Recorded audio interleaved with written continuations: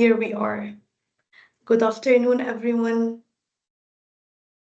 Thank you so much for joining and participating in this webinar. To briefly introduce myself, I'm Minnatullah Abdulghaffar, a Senior Business Development Analyst at London Stock Exchange Group. And I'm accompanied today by Suzanne El-Khouri and Silvina Broggia from the London Stock Exchange. Today we're here to share our perspectives on the topic of ESG data reporting and hopefully to assist you guys in your sustainability reporting journey. Before digging deep into the agenda, I'd like to say that we're proudly hosting this webinar in collaboration with the Pakistan Stock Exchange. The Pakistan Stock Exchange has been very welcoming and very fostering and very supportive when it comes to this topic. And I do believe that together we'll be able to provide insightful information that would assist the Pakistani market and the listed companies in their sustainability reporting journey. So without further ado, I would like to pass over to the Pakistan Stock Exchange representatives for their introductory remarks before starting with our agenda. So over to you, Mr. Amir and Mr. Ubaid, for your introductory remarks. Thank you, Minnatullah. Thank you for the good welcome. Good afternoon, everyone. And my name is Amir Mushtaq Kanchu, and I'm looking after product strategy and data science at PSX. Apologies for the mistaken name at my link because I have joined from my colleague's laptop. So basically, thank you all for giving us some time to discuss about the ESG progress at PSX. First of all, I would like to say that ESG is getting a cornerstone in every corporate strategy, and it is not only in the best interest of the corporates to adopt the ESG parameters, but it is also very welcoming in terms of the sustainable and as well as cultural practices in many of the regions, especially if we compare the Islamic traditions, then ESG has always been considered as close to Islamic principles. So we had done a lot of initiatives at Pakistan Stock Exchange. In 2024, we have issued a ESG guideline, which is named as a primer guideline for the listed companies, and it basically educates our readers about the ESG practices that has been adopted in many of the jurisdictions. It also gives some of the touch on the risk and opportunities ESG initiatives will provide. And it also showcases some of the best practices of sustainability report from our local listed company space as well, to give local companies an idea of what a good components of a sustainability report could have been. And in the same year, we have also partnered with London Stock Exchange Group, where we have signed an MOU in which we have partnered to advance the agenda of ESG in terms of awareness as well as collection of data points. So we have an MOU to promote ESG, and in that they have introduced an ESG contribution tool for our local listed companies as well as for unlisted companies. Basically, the tool is more about showcasing the ESG journey to the local as well as international investors.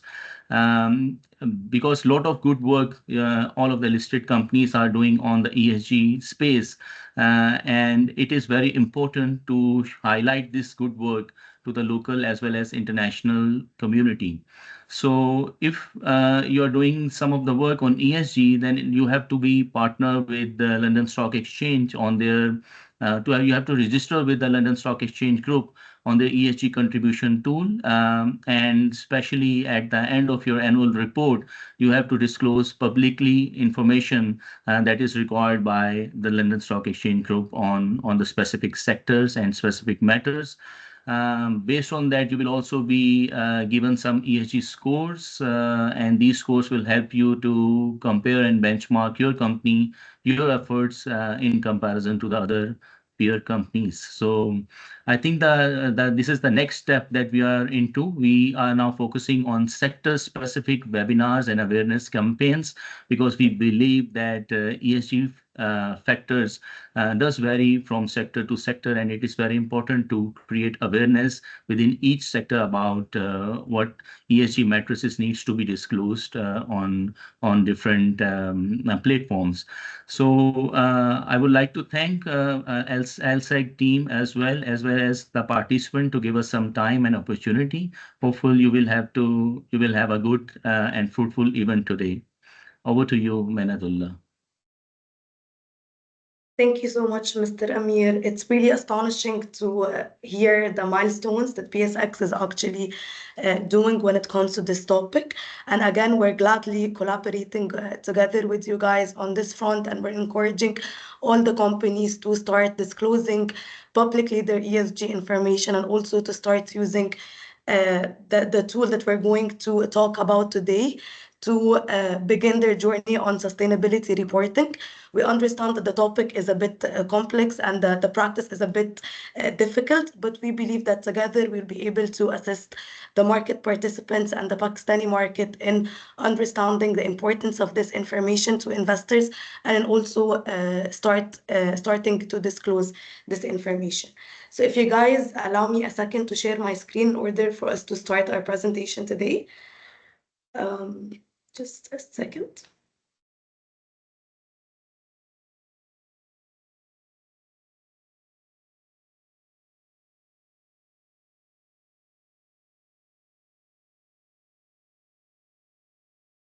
Please confirm if you can see my screen. Yes. Hopefully. Yes. Perfect. Perfect.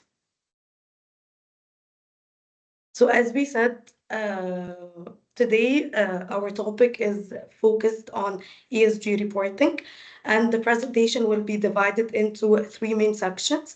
The first section is where we're going to discuss why ESG matters for financial institutions, and in this part, we're going to provide information on the sustainability trends that has been prevalent in this sector and how this topic has gained a lot of prominence in the finance world or the financial sector. The second aspect I'm going to discuss today is the best practices when it comes to ESG reporting, while providing guidance and emphasis on how to report and how to start your reporting journey. So understanding information about what is materiality, how to report sustainability information, and what investors would like to see when it comes to ESG data. Last but not least, we're going to discuss the LSEG ESG methodology and how, with our expertise, knowledge, position, and technology, we're assisting market participants worldwide to disclose their sustainability information and make their sustainability performance visible to investors and other market participants.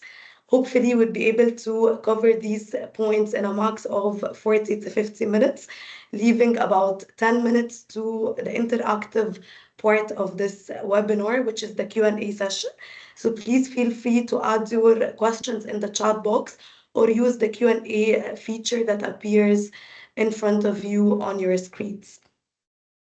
So before moving to the first point of the discussion today, I would like to briefly and quickly shed light on the LSEG sustainability strategy or discourse. So for more than 20 years, we've been experts with sustainability data and analytics. And like any other company, we do have our sustainability strategy, which is available publicly on our website. You can guys go and check it. And of course, feel free to reach out if you have any inquiries or concerns on that. But with our sustainability strategy and our sustainability discourse, we believe that we have the right knowledge and the right position to create a fusion between sustainability and finance, enabling sustainable growth, enabling transparency, enabling right investment decisions, and of course, risk management and mitigation. So our three main pillars, as you can see on the screen in front of you, is accelerate the just transition to net zero, enable growth of the green economy, create inclusive economic opportunity. And these three main pillars do shape the services and solutions that we offer to our customers. So in the first pillar, it's which is the accelerated transition to net zero, it's not only about the LSEG carbon reduction targets or decarbonization plans or the LSEG emissions. It's also about how we support customers to reach net zero and accelerate their just transition. We do so by two focus points, which is transition capital and data and disclosure. So in transition capital, we do enable companies to access the capital needed to finance their transition plans and also enable investors to build their transition-aligned portfolios. From a data and disclosure perspective, we do offer comprehensive data, analytical tools, and research to enable investors to make right investment decisions and to also enable deeper engagement between market stakeholders, including investors, regulators, and companies or entities. The second pillar, which is enabling the growth of the green economy, we place a huge focus on the green economy, and we work strongly to promote and support market collaboration, innovation, and public policy in this space. And we do support customers that want to contribute to a green economy by providing good research and good analysis and good data on carbon markets, for instance, carbon pricing, renewable energies, and other energy transition aspects. And we also have a very strong database on fixed income.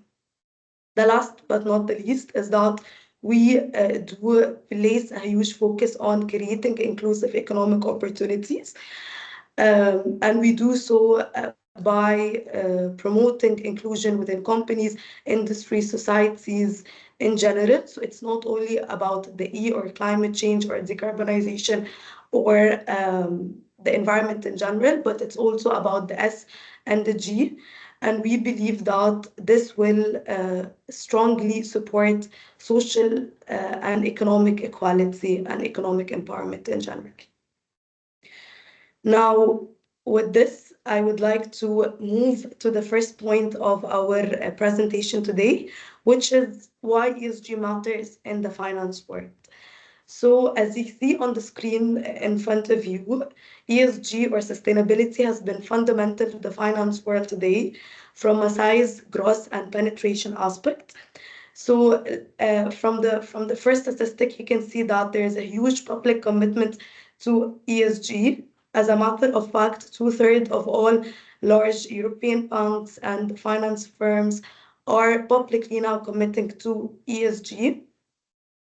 The second important statistic that I'd like to share with you today is the growth in the NISBA membership, which is the Net Zero Banking Alliance coalition that has been put forward by the UN. And as you can see in this graph, the membership has been growing year after year. And what is interesting is that it does not only grow in developed economies, but it does also grow in emerging countries. So there has been a 35% growth in membership in NISBA from emerging countries. What is also interesting is that now the members are measuring the right things, and according to the progress report of NISBA, 77% is now the share of the Net Zero Banking Alliance members that are measuring their financed emissions. Another important statistic that shows how ESG has been fundamental to the finance world today is the prevalence of the sustainability labeled bonds. So from 2023 to 2024, there has been a noticeable 5% increase in annual issuance of sustainability labeled bonds, including green bonds, social bonds, sustainability bonds, reaching around 1.1 trillion USD. And you can see that in this graph. I've actually extracted this information from the World Bank market update. This year, actually, market update. Last but not the least, an important statistic that would show how ESG and sustainability has been fundamental to the finance world today is the surge in regulations. So there has been a lot of regulations now in place, not only globally, but also locally and regionally. And something that proves that also from the NISBA progress report is that more than half, actually 29 out of 55 jurisdictions with membership in NISBA now considers nature risk in their prudential frameworks. So from all these statistics, we could say that ESG is fundamental. It's no longer a trend, but is actually now a way of doing business in the financial sector. Now, from these statistics, we have driven five facts, five notable facts, or we can say that these are like the five trends and opportunities that has been dominant in the financial sector. Emerging markets are following at a different pace, but we can see that there has been progress in almost all the countries. The first fact that I would like to highlight is that with the surge of sustainable finance frameworks, we're also noticing that adoption of holistic approaches is expanding. What I mean here is that the focus is no longer on the E only, the focus is no longer on climate change only, but holistic approaches are being taken to take into consideration the society, the well-being of people, and also the management and the governance structures. The second important fact that I would like to highlight and raise about is that the implementation has been very, very successful so far by industry and regulatory bodies. Now enforcement has been enhanced, capacity building has been taken place, and also adoption has been incentivized.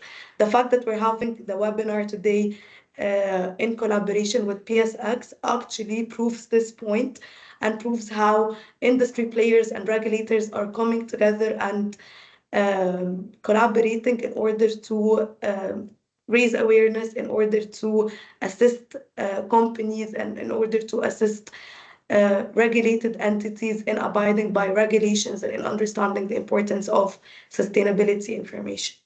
The third important fact that I'd like to raise attention to is that investment mandates are now taking into consideration ESG integration.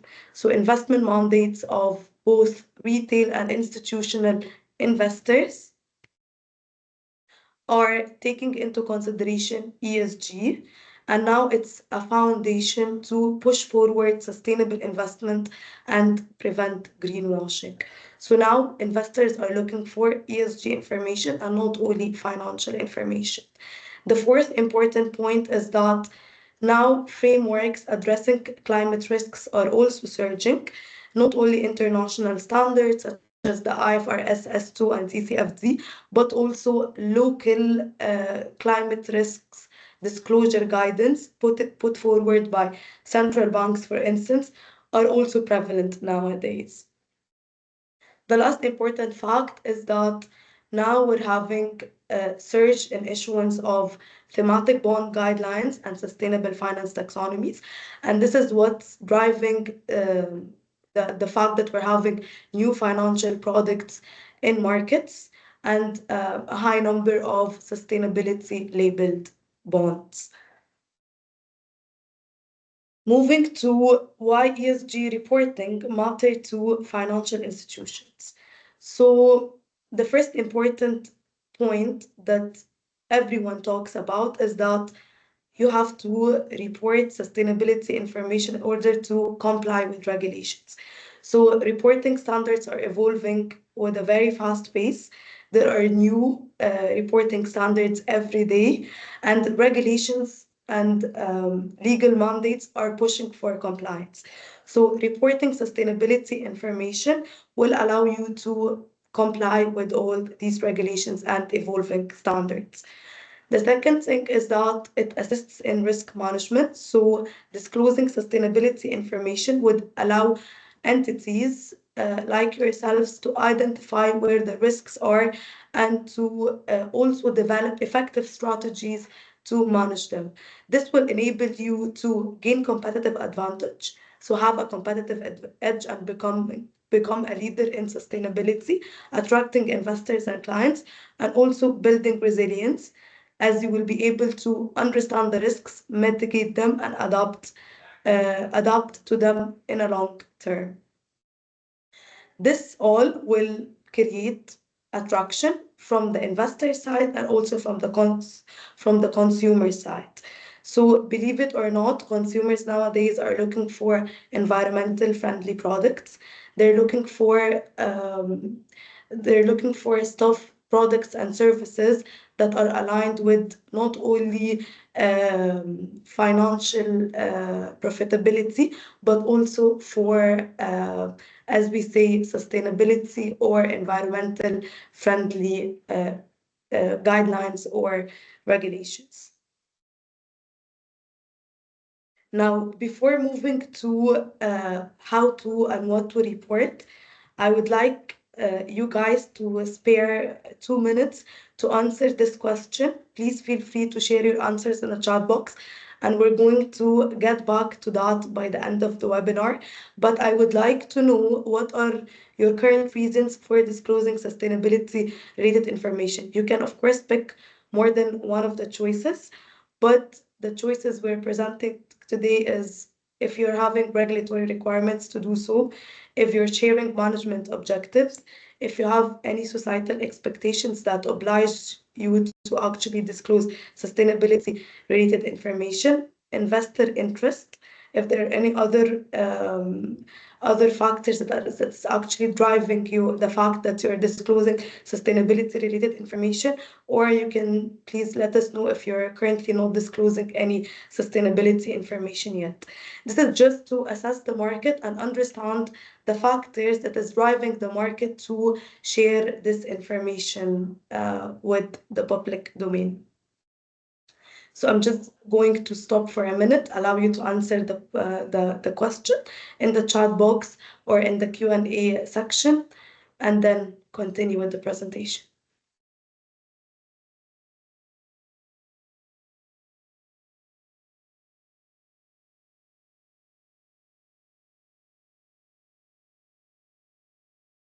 Perfect. So now let's move to what is shaping the reporting practices nowadays. So reporting sustainability information is a very difficult practice. It's a very complex practice, and it needs a lot of awareness and a lot of guidance, especially that reporting has been evolving with a very dynamic and a fast pace. So we can say that the reporting standards are now moving towards harmonization and interoperability, but we believe that there's a lot of inconsistencies and a lot of demanding standards, demanding inquiries that is asked from companies. And to discuss this in a more structured way, we have summarized this changing and fast-moving regulatory environment in the following 5 trends. So the first trend is that the number of reporting related regulations is growing across jurisdictions. So we're now moving from largely voluntary-based disclosures to a disclosure regime that is defined by regulatory reporting requirements. So, for instance, TCFD, when it first started as a reporting standard, it was mainly voluntary, but now it's legally a part of the jurisdictions of UK, Japan, and New Zealand. Other than that, there has been a movement towards establishing a global baseline through the adoption, of course, of the ISSB standards, the ISSB S1 and S2. And now more than 25 jurisdictions are adopting these standards globally. As we said, there are still a lot of inconsistencies in these requirements, particularly with the fact that most jurisdictions are trying to contextualize these standards to be able to fit the requirements to their country's natures and regulations. However, to provide the practical side on that, if a company wants to report in a complete and to avoid any gaps in a complete, basically to report in a complete manner and avoid any gaps, it would be good to cross-check and map the reported information across various reporting standards. Because believe it or not, most of the reporting regulations and reporting frameworks ask the same questions but in different ways. The second trend that I would like to raise and discuss about is that many companies now are within the scope of sustainability reporting regulation. So before it was only the listed entities, the listed incorporations. However, now reporting sustainability information is moving to non-listed and state-owned enterprises. So now more companies are required to disclose sustainability information. And what is also interesting is that most of the regulations now that governs this practice is extraterritorial. So companies do not only need to report in accordance to their like domiciled regulations, but also in accordance to the countries that they are listed in and the countries they are operated in. The third trend that I would like to raise and highlight is that companies now are expected to report on much wider range of topics, providing more details and following more prescriptive standards and frameworks. So what has been noticeable is that new reporting regulations are covering not just data elements, but also governance and management systems. The ISSB standards, for instance, have questions on governance KPIs and risk management schemes. And also from a topics perspective, before the focus was predominantly on climate change and carbon emissions, but now newer regulations are requiring disclosures on biodiversity and human rights topics. So with the practical insight on that would be that with the breadth and depth of reporting requirements, companies need to tackle this practice as an enterprise-wide responsibility. So it's not only the duty of the sustainability team to work on the sustainability report, but it has to be the company and the organization, all of the organization, all of the organizational teams. The fourth trend is that there has been much greater attention paid to the accuracy of the reporting, including more focus on audit and verification. I would say that external assurance has been very, very important when it comes to sustainability reporting to, of course, avoid greenwashing. And now companies, to be able to reach this external assurance, they go to audit firms for them to audit their sustainability reporting. This has been very, very prevalent and very, very predominant and has been exercised by a lot of companies and firms. The fifth trend is that there has been a strong growing connection between sustainability and financial reporting. Now companies are reporting sustainability along with their financial reports. This has been a requirement by most of the international standards. Take ISSB, for instance. So it has been mentioned in the ISSB guidance that you need to report your sustainability financial information along with your financial reports. So the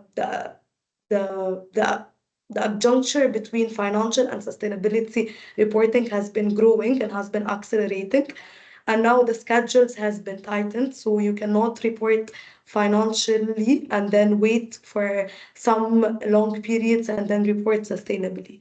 You need to do that together, and this has been a requirement that has been very, very predominant.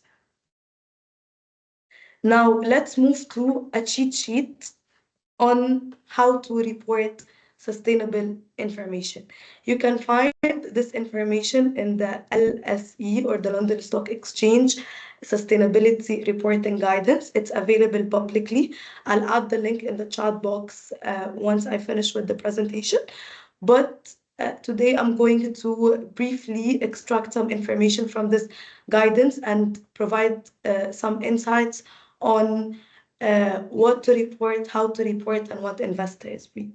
So, what to report, we're going to somehow offer practical suggestions on how companies can decide which sustainability issues are relevant to their businesses. How to report, we'll be able to somehow assist you with a structured process for sustainability reporting, identifying what are the key decisions, who is responsible, what needs to be reported, and what's the scope of the report that needs to be taken by companies.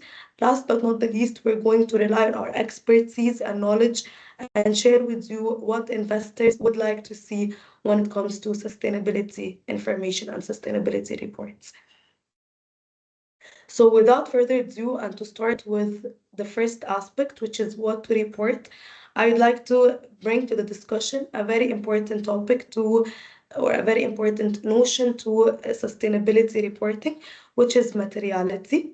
So materiality is a very difficult aspect to define because of its dynamic nature, and also due to the fact that the boundaries of this notion is not only limited to the sector that you're operating in, but also it's linked and tied to the interest of various stakeholders, including investors, regulators, and others. So when it comes to sustainability reporting, we talk about two types of materiality.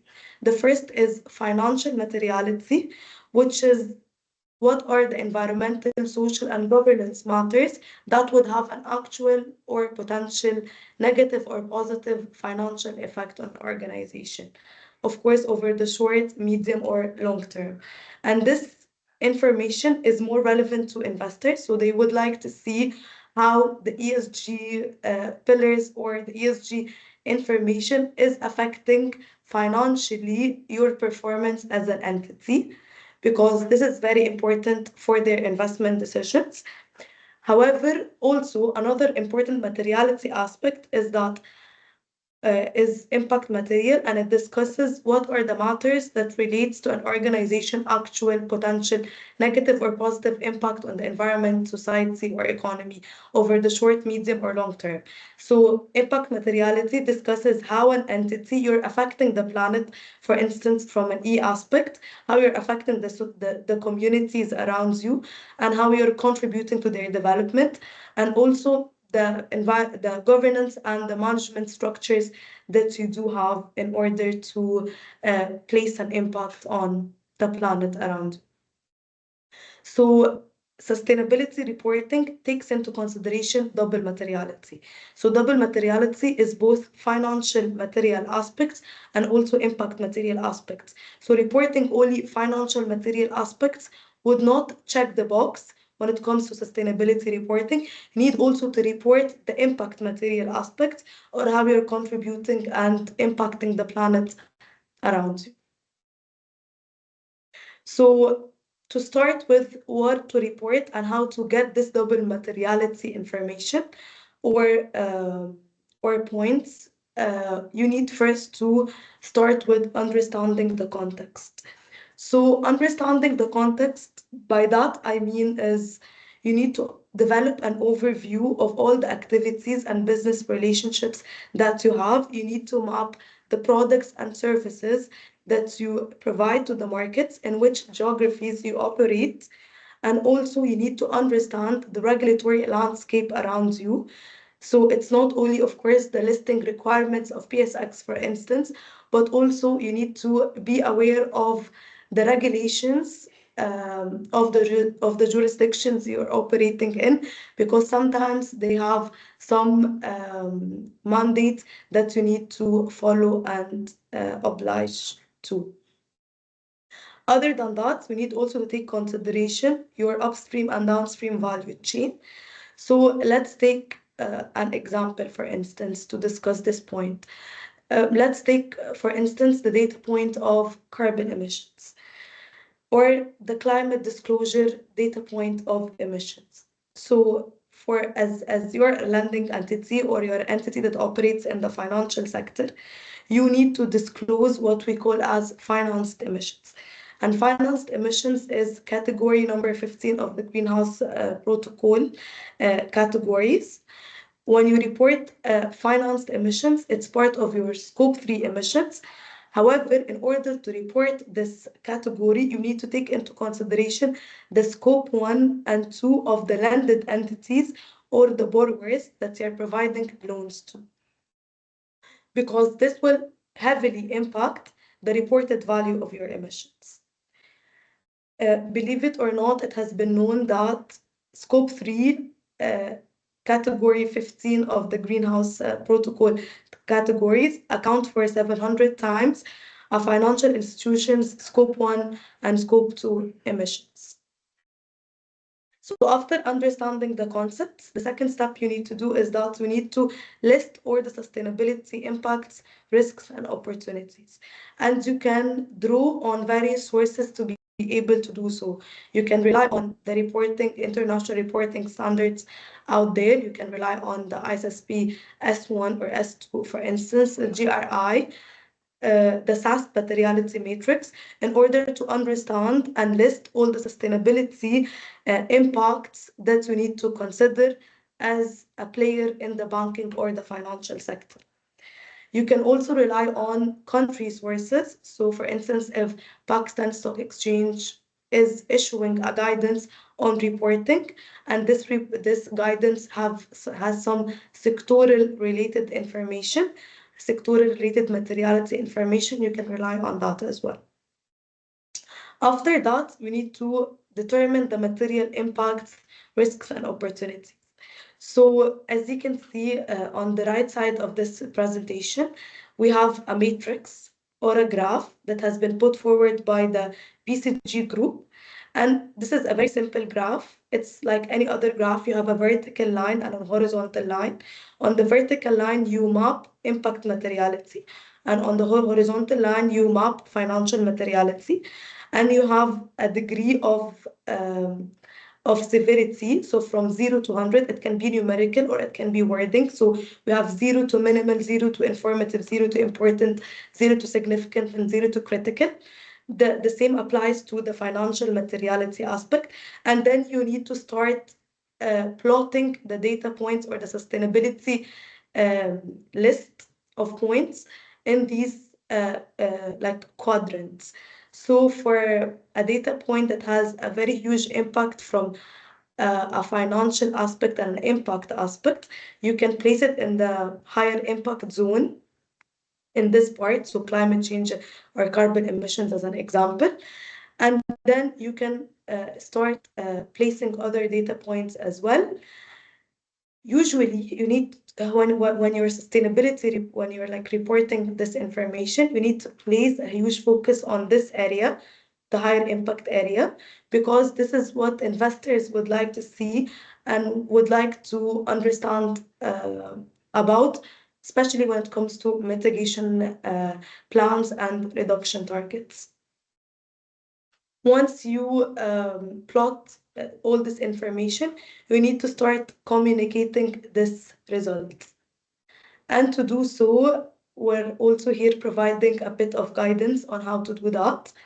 But before moving to that, I would like to say that now reporting standards, including ISSB and ESRS, are requiring companies to disclose this information annually in their annual reports, along with financial reports, with all the associated accountabilities, checks, and balances. What this entails is that they need to understand the reporting process, they need to understand what to report and how to report, and they need to make sure that all the decisions that are made in each reporting process are communicated. Also, they need to take into consideration that their annual reports should not be very, very long. They need to understand how to integrate ESG with financial information and how to make this succinct. Also, now board members and senior managers need to be accountable for sustainability reporting, not only financial reporting. And as I said before, this has to be a group practice, a whole enterprise and a whole organization practice, because it's not only the responsibility of the sustainability team, but it's the responsibility of all those in a company or in an institution. Now, the reporting process is an iterative process. It's very redundant. Once you understand it, you can just repeat it year after year. Yes, it's a difficult process. It requires a lot of steps, but once you understand how to do it, it gets easier and easier every year. So you start your reporting process with understanding what's material, and this is what we just discussed a while ago, doing the materiality matrix, understanding the context, and plotting all the sustainability data points. Once you've done that, you now are in a good shape to start setting your targets. So emission reduction targets, employee retention targets, for instance. And then you need to also start making sure that this information is in accordance with your reporting regulations. After that, you need to now map your reporting objectives. And this goes back to the question I've started this section with. What drives you to report sustainable information? Is it only because of the regulations and the mandates, or there are other any drivers and factors that actually shapes these objectives? You need to, after that, select guiding frameworks. So you need to start mapping all this information in accordance to the reporting frameworks that is prevalent. So ISSB, TCFD, and GRI. And as I said, you can map your data in accordance to various frameworks. It doesn't have to only be one framework, because all the frameworks ask the same questions, but in different structure and different organization and in different ways. And then you need to start assigning responsibilities to decide who is responsible for the oversighting of the sustainable reporting process. It can be the sustainability team, but all the company departments has to contribute in the sustainability reporting journey. But of course, the responsibility to issue the report falls on the responsibility of the sustainability team. Now we need to assign capabilities and expertise as well. So you need to make sure that the sustainability team has to have the right capacity and the right knowledge in order to be able to do so, in order to be able to move forward with this sustainability reporting process. And if not, then you need to work on capacity building and knowledge sharing. After that, you can start collecting the data you need for sustainability reporting from relevant internal and external teams, from your suppliers, for instance, from the procurement team, for instance. And this involves quantitative and qualitative data. And then you can now start drafting your report. The data has to be consolidated in a credible, consistent, balanced, and engaging narrative. Once you prepare the report, you can review it, you can share it with external audit firms to review it, and make sure that you're aligning correctly with the reporting frameworks, and that you're reporting in a credible, consistent manner. And of course, that the data is quality data and not only just data. Once you do that, it's important to share this report publicly. This is to confirm and reaffirm your sustainability strategy with investors, and of course, to make your sustainability performance visible to the investment community. Last but not the least is that the reflection part.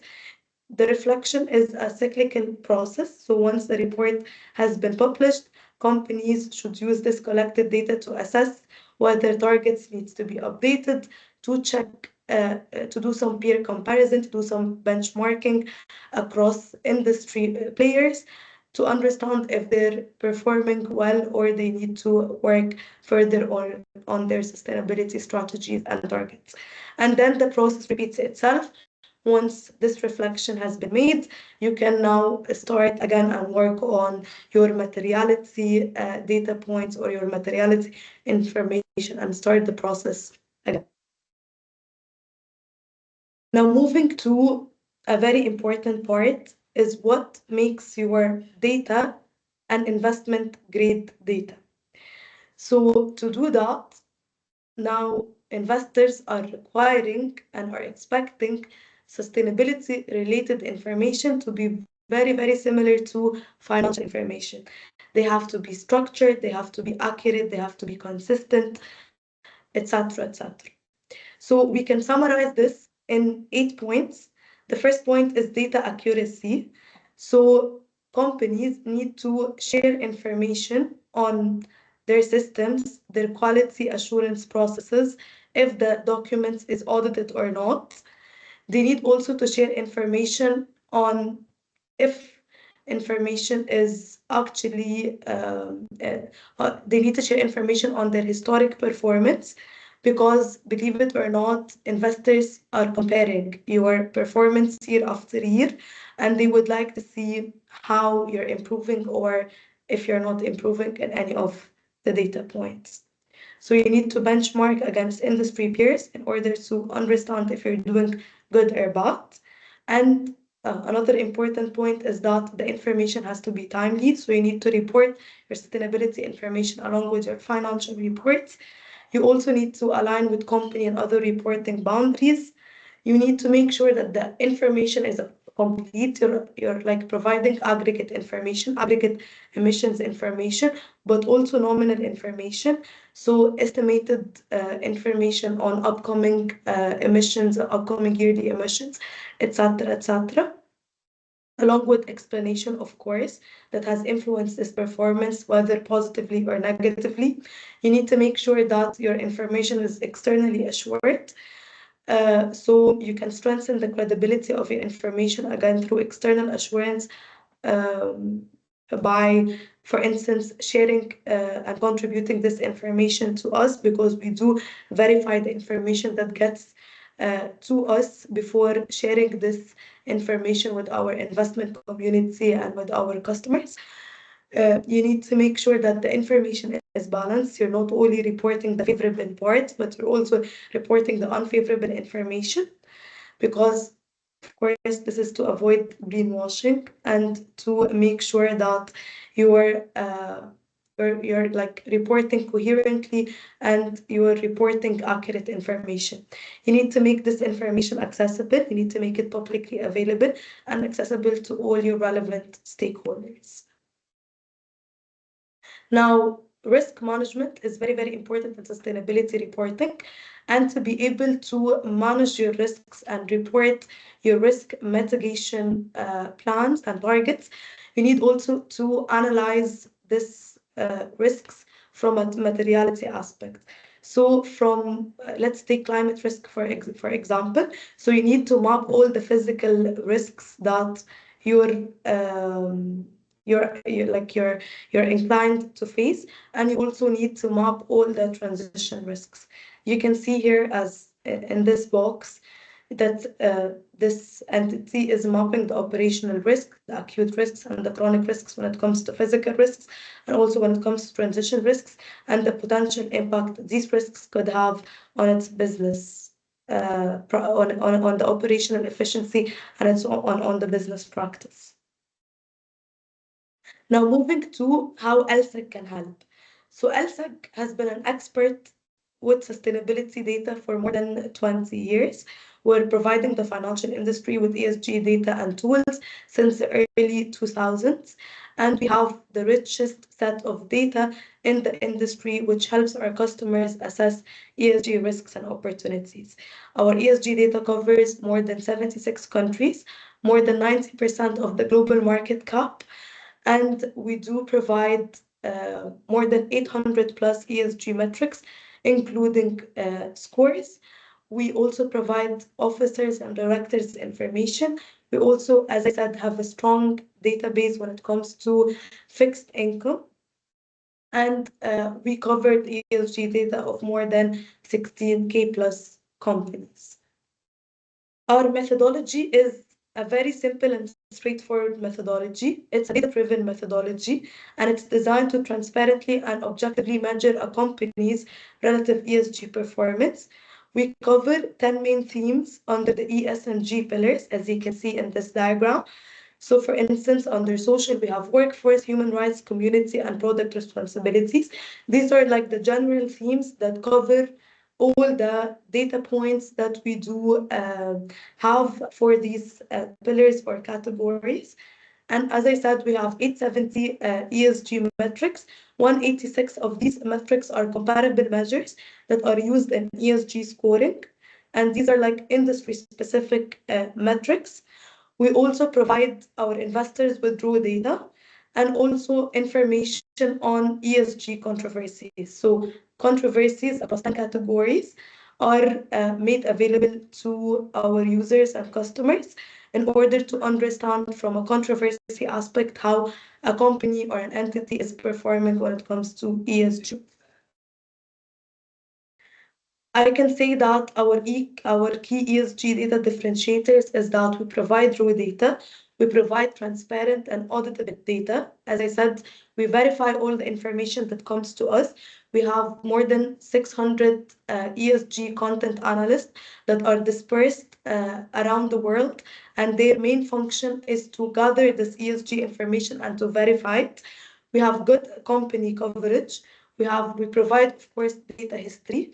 So investors can see how companies are improving when it comes to sustainability information over time. We do provide objective data. We measure the performance of companies based on the availability of the information and not based on how good or bad they're performing when it comes to ESG. We allow for scoring customization and updates, of course, strong integration and strong investor references data. Now, briefly, to shed light on the contribution tool or the tool that can assist you guys in contributing your sustainability information, understanding what's material to report and what's not material to report, how to map this information in accordance to various international standards, how to cross-check what are you reporting, how to define these data points, and how to make sure that your data is externally assured and verified. So when the data is not there, we ask companies to contribute their information via a web-based tool, and this tool is free of charge. We don't get any fees from companies that use this contribution tool. It's a dynamic database, and it assists us to make the ESG impact of companies known. So the competitive advantage of this tool is that it assists you to understand what's material to report, offering guidance and tooltips, clarifying the definition of each of the metrics, of each of the data points, of each of the sustainability listed points, as we highlighted before. We assist you to map KPIs from globally recognized standards and frameworks, including the SASB and GRI, provide ease when it comes to structuring and reporting, visibility to the financial market, and external assurance, peer analysis, and benchmarking. And again, all of this is free of charge. You don't need to pay anything to use this tool, but this tool will enable you to start your sustainability journey and sustainability reporting in a natural manner. Now, this tool, once you log into the tool, of course, I'll share the link in the chat box shortly after I finish the presentation for you to sign up to the tool. Once you sign up, you get your username and password. And once you log in, you see this homepage. So in this homepage, you can see we have very important sections in this homepage. The home tab, in this home tab, you have ESG events and officers and directors. You have here a paragraph or a section that shows why is it important to contribute ESG information to investors. Some contacts to reach out if you have any inquiries or concerns, and also some tutorials and documents to assist you to understand the benefits of this tool and how to use the tool. Once you move to the ESG tab, you will start visualizing the environmental, social, and governance pillars and themes. You will also get to see here some data filters, and in this data filter section will allow you to cross check and map your data points across various reporting standards, including our ESG scoring relevant metrics, GRI, SASP, CDP, World Economic Forum. You can click more than one data filter. You can click, of course, the ESG scoring relevant metrics to be able to get a score by LSEG. You need to report all the ESG scoring KPIs, but you can pick other reporting frameworks to make sure that you're compliant to that frameworks, and also to make sure that you don't have any gaps in your sustainability reports.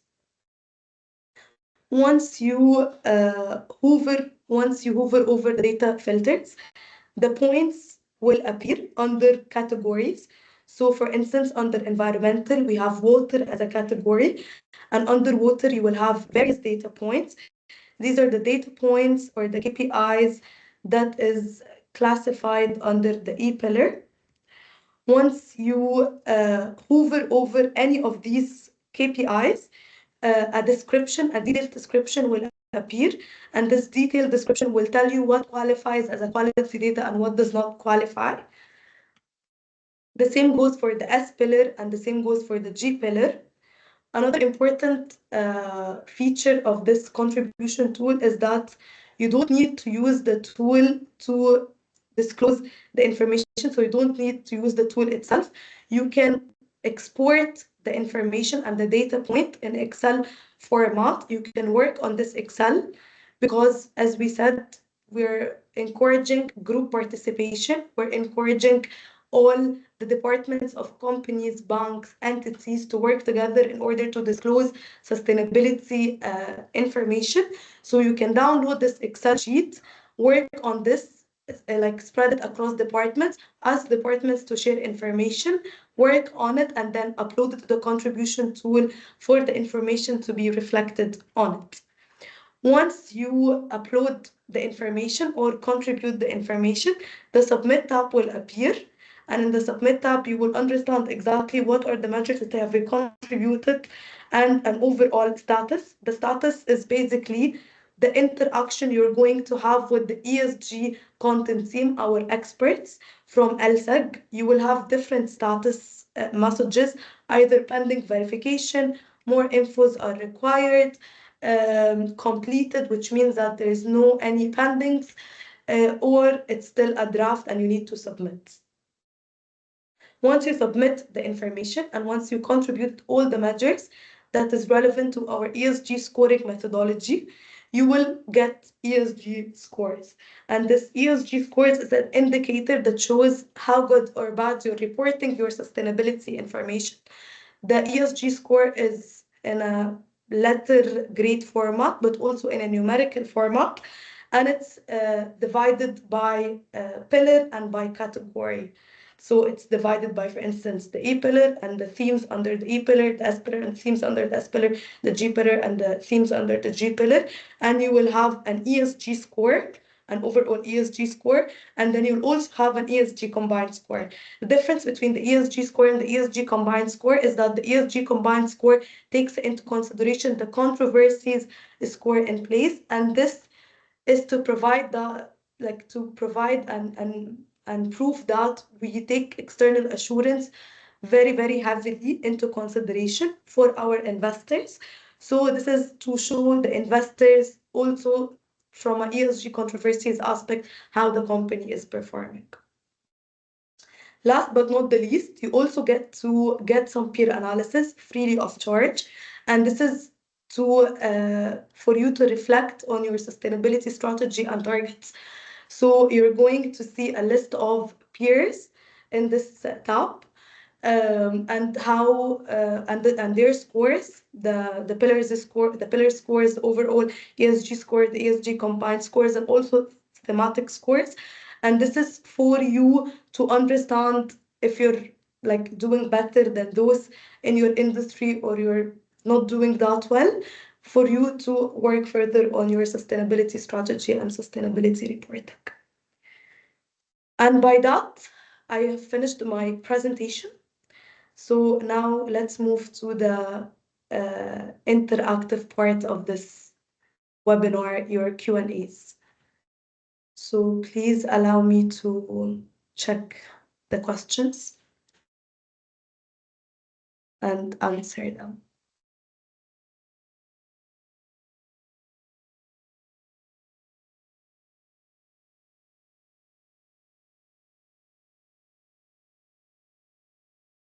So in the chat box, I haven't seen any questions.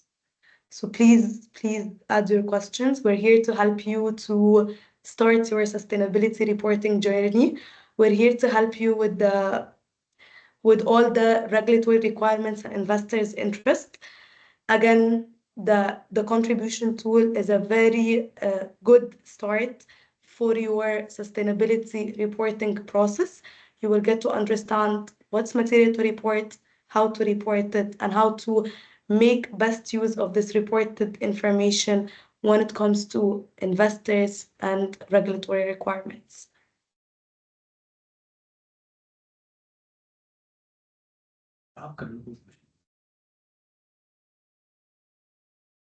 So please, I guess we can dedicate 5 minutes more to questions. So if you have any questions, please place them in the chat box. Also, Mr. Amer and Mr. Obaid, if you have any insights you would like to share with us. Yeah, I think that was a very insightful presentation. And I would like audience to have any questions. Please feel free to ask, especially in terms of the method in which the data needs to be provided to LSEG contribution tool, and how the rating will be computed, so and so. So I think that would be very well. This webinar is specially designed for banks and financial sector companies. So I think any questions specialized for the banking sector industry would also be well addressed. I would request, especially the banking sector participants, to come on the front and have any questions if they have in mind. I guess we have a question now on the ESG data controversies. So as I said, we try to provide investors with verifiable information. And the ESG scores, our ESG scores, we don't provide ratings, but we provide ESG scores based on your reported information. However, from the controversies aspect, we have 10 categories, including, for instance, tax evasion, business ethics, human rights, issues, etc., etc. And over these 10 categories, what we do is that we have, again, 600 plus ESG content experts. They go and navigate all the news, all the public domains for information when it comes to ESG controversies. And if a company or a bank or an entity has any of these controversies in place, this affects the overall ESG or the ESG combined score of these entities. Why is that important? Because again, you need to have externally assured sustainability information. So it's not only about the information you report and you make to the public, but it's also about what's available in the public domain about you. So that's why ESG controversies is an important part of our ESG scoring methodology. Again, please sign up to the contribution tool. I'm going to add the link here in the chat box for you to start using the tool. The sign up process is very, very simple. All you need is just to put very, very simple information, the company email, what company are you, what bank are you, what financial entity are you, who is going to represent this entity. And then once you signed up, the team will get back to you with the username and password. And then you can access the tool directly without any costs, without any hindrances, and you can start understanding what are the material data points, because all the mapped information on this contribution tool will be your material data points. So today we're talking about the financial sector, so we're only going to find the material data points that's relevant to the financial sector.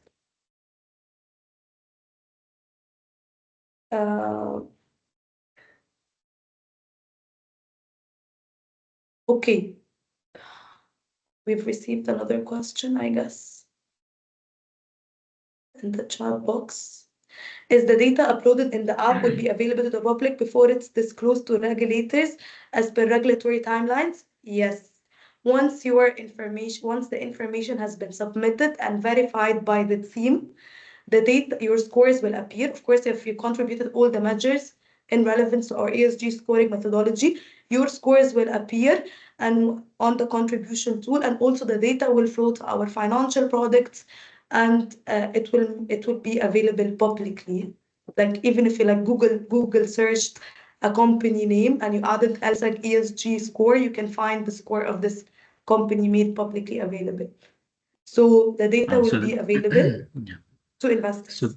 So the catch here is that you need to file your regulatory filings first, either in the form of a financial report or in other form, before you contribute to the ESG contribution tool provided by LSEG.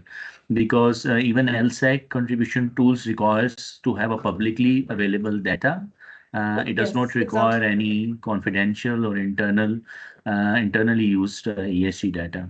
So while providing any disclosures to ESG contribution tool provided by LSEG, you need to be careful about publicly available information. So anything that has not yet filed to the general public, you need to withhold that until and unless it is publicly available. So in short, if you have concluded for the banking sector the annual accounts for the December, then this is a very good time for you to take some time, register your account on the ESG contribution tool, and upload the ESG relevant information on the ESG contribution tool for the period ended 2024, because that has been concluded and financially reported and publicly available. Exactly. So again, we only rely on publicly available information. So once the information is available on the public, it's available in your sustainability reports, it's available in your annual reports, CSR reports. We can verify this information. We can verify any contributed information. We cannot verify any contributed information unless it's publicly available. And then your scores will appear on the contribution tool, your peer analysis, and the information will be made available to the investors and financial community in general. Perfect. Any other questions or any other insights that I can share?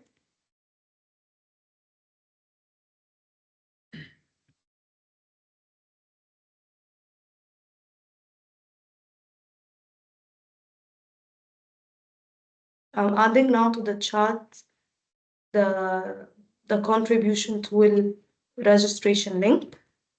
Please sign up to the tool. At least if you're currently not in the place to have a publicly available sustainability report, you can start using the tool for materiality analysis, for hand-holding, for you to understand what we need to report, what we need to work on, what data and information you need to gather to start your reporting process. And once the information is available publicly or disclosed to the exchange, you can start and like submitting the contributed measures for verification by the LSEG team as well. And then you can benefit from the scoring part and the peer analysis part. I've added it in the chat box, the link. So please feel free to sign up to this tool. And of course, feel free to reach out. I'm going to add my email address as well. To reach out to me if you have any inquiries or concerns when it comes to the ESG scoring methodology. The ESG scoring methodology document is available publicly for any users. So if you have any questions, you'll definitely find it answered in our document. But if not, please don't hesitate to reach out to me, and I'll definitely loop in the content team to assist you guys with any inquiries regarding the methodology. I guess, Mr. Amer, since we don't have any further questions, this marks the end of this webinar. So I hope it has been very, very fruitful and hope it has been helpful in your sustainability reporting journey. And thank you so much for sparing the time. Thank you so much, Mr. Amir. It has been a pleasure to host this together with you. Yeah, thank Bye you. bye. Thank you so much for everyone for giving us the opportunity to disclose some of the vital information on ESG space. And as highlighted many times, it is something to benefit from, because whatever you are doing on the ESG space needs to be highlighted and acknowledged by the local as well as international investors. And since LSEG through Refinitiv contribution tool is widely used by local as well as international players, and availability of ESG data on this tool will help attract foreign investors as well as enhance the image of Pakistani listed companies. Especially this exercise is also initiated because Pakistan Stock Exchange itself is working on ESG index, and we also need to evaluate the in-depth of these information and disclosures from our listed space. Currently, we are working for an in-house ESG index, while we are also evaluating some partnership from international players, including LSEG. But the disclosure of ESG data is the foremost and important point to move to the ESG index. And since banks and financial institutions comprises of very much in terms of market capitalization in our listed space. So I think it would be very good if all the banks and financial institutions start reporting your ESG data to LSEG contribution tool. And thank you so much for your time, and we'll come back with another webinar very soon on the ESG side. Definitely. Thank you. Thank you. Thank you guys for your time. Have a great day ahead all. Bye.